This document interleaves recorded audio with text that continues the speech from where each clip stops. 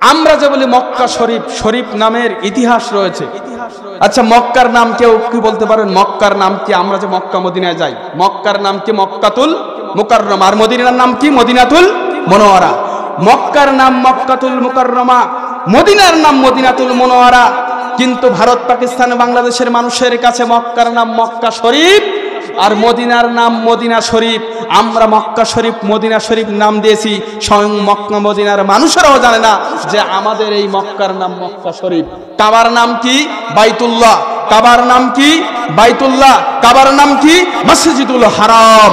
আমরা দিয়েছি হারাম শরীফ, আমরা দিয়েছি কাবা শরীফ। সহিহ বুখারীর নাম হচ্ছে সহিহুল বুখারী।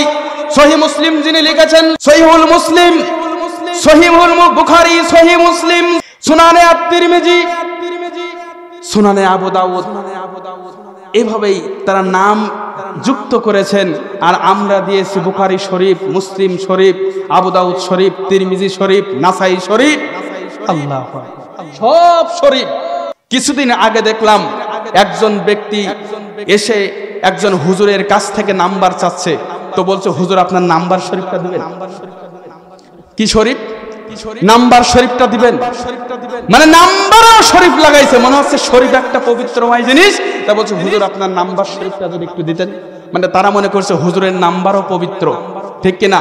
ঠিক একইভাবে আমাদের সমাজে আজকে চালু হয়েছে রওজা শরীফ, ওরস শরীফ, আজমির শরীফ, বাগদাদি শরীফ, দেওয়ানবাগির শরীফ। শরীফ চলে না?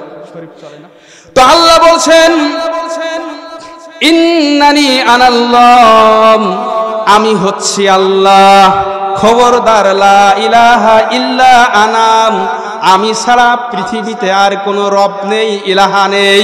কিন্তু আমরা চলছি উমুক শরীফের নামে, বাগদাদি শরীফ, আজমির শরীফ আছে না? এই শরীফে আমাদের জীবন শেষ করে। এই হচ্ছে নাম নিতে হবে কার? আল্লাহ।